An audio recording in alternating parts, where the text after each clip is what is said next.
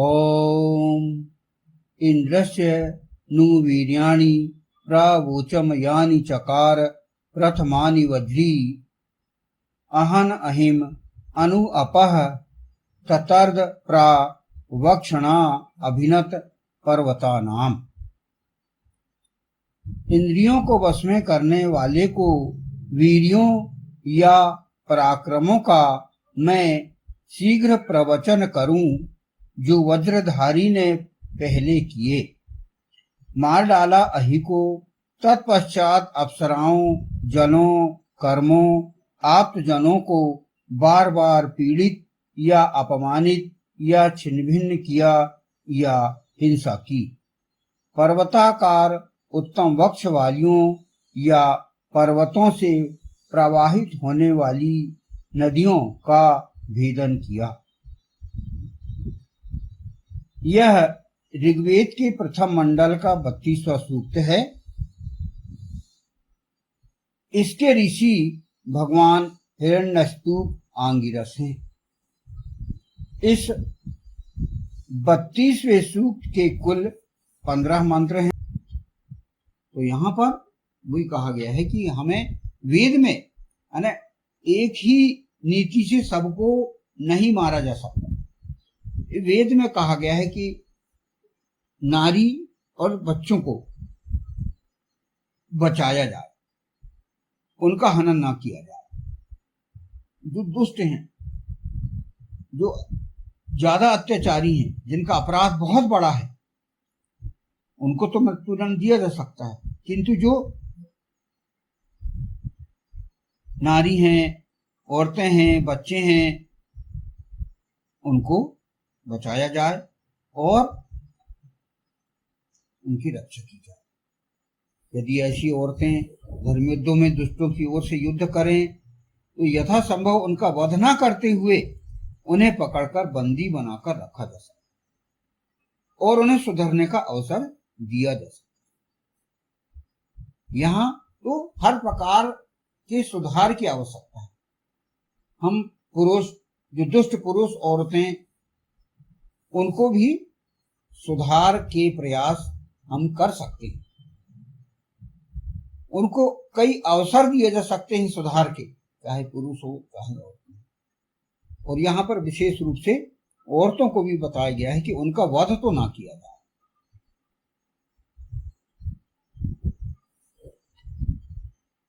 हम देखते हैं पिछले इतिहास में जब राजा महाराजाओं के द्वारा किसी राज्य में अधिकार किया जाता था तो जो दुश्मन देश के तरफ से जो लड़ती थी महिलाएं, लड़कियां, उनको बंदी पर बना लिया गया था और उनको सुधरने के अवसर दिए गए थे और उनसे फिर सत्पुरुषों से उनके विवाह किए गए थे। हम इतिहास में ये देख सकते हैं। वही बात यहाँ पर इस वेद में कही गई है कि उन पर अपराध के स्तर के अनुसार उन्हें दंड दिया जाए।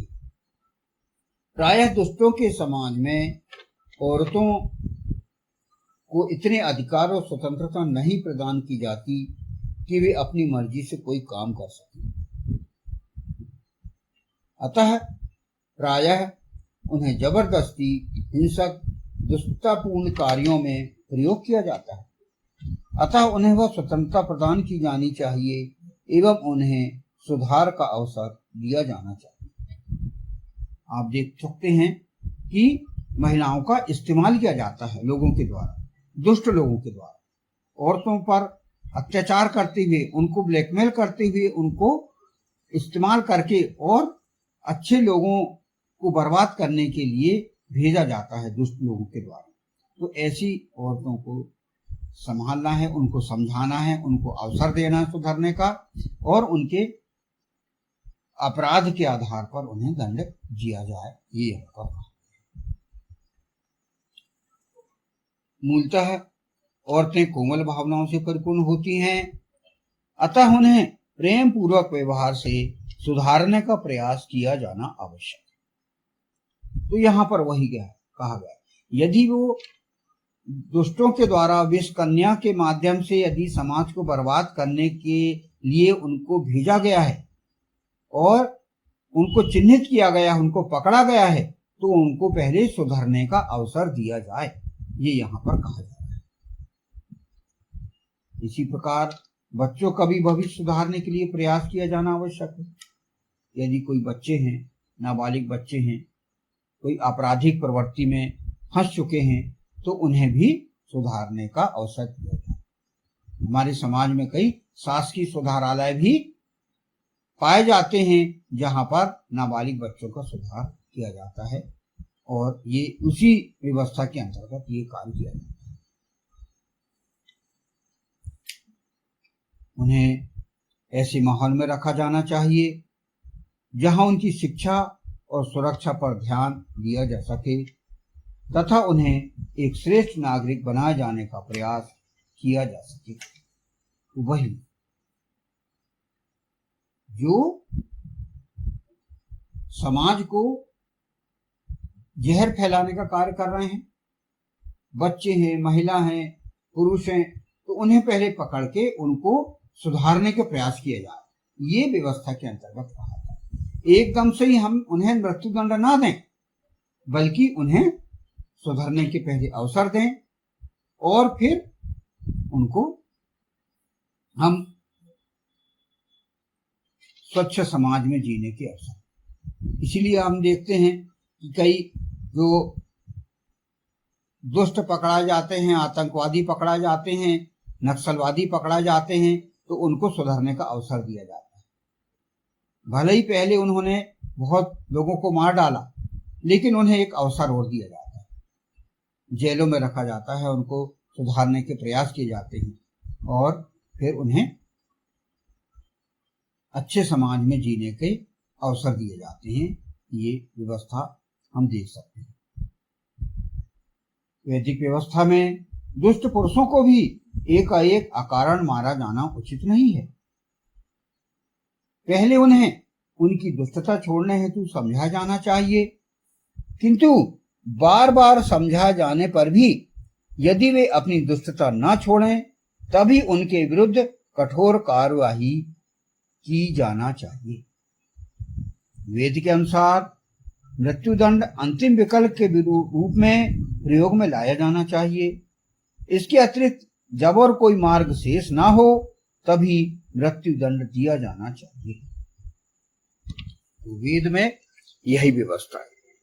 वेद में पहले हर व्यक्ति को सुधरने का अवसर दिया जाता है। यदि व्यक्ति बहुत अपराधी भी हो, तो उसे एकदम से मृत्युदंड नहीं दिया जाता, चाहे पुरुष हो चाहे औरत, अवसर दिया जाता। लेकिन उसको सुधरने के अवसर के पश्चात भी बार बार वो अपराध में लगा ही हुआ है, अपराध में जुड़ा ही हुआ है, तो फिर परिस्थिति अनुसार हम उसे दंड दे सकते हैं, उसका दंड निश्चित किया जा सकता है। तो इस मंत्रांश में, इस मंत्र में जो ऋग्वेद की प्रथम मंडल के 32वें सूक्त का जो प्रथम मंत्र है, इसमें प्रमुख रूप से यही बताया गया है। विशेष रूप से इंद्रियों को वश में करने वालों, वीरों और पराक्रमों के बारे में बताया गया है कि उनके पराक्रमों को जन सामान्य के सामने तत्काल लाया जाए, उनके जो कार्य हैं, उनकी वीरता के कार्य हैं, उनकी चर्चा की जाए शीघ्रातिशीघ्र। और जो अपराधी पकड़ाए जाते हैं, उन्हें सुधरने का पहले अवसर दिया जाए और उन पर एकदम से कठोर कार्रवाई न की जाकर उनसे नरमता से पेश आते हुए उनको अवसर दिया जाए। और यदि वे अवसर देने के पश्चात भी अपने अंदर सुधार नहीं लाना चाहते, तो फिर मृत्युदंड की भी वैदिक व्यवस्था के अंतर्गत उन्हें दंड दिया जा सकता है।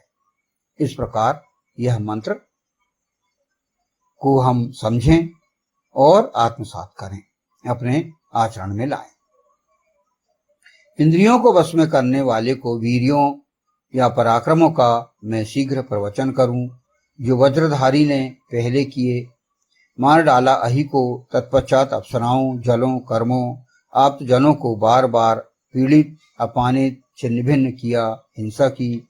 पर्वताकार उत्तम वक्ष वालियों या पर्वतों से प्रवाहित होने वाली नदियों का भेदन किया। ओम इंद्रस्य नु वीर्याणि प्रवोचम यानि चकार प्रथमानि वज्री अहन अहिम अनु अपह ततर्द प्रावक्षणा अभिनत पर्वतानाम। ओम। वैदिक पर्सपेक्टिव के इस YouTube चैनल को सब्सक्राइब करें, वीडियो को लाइक व शेयर करें।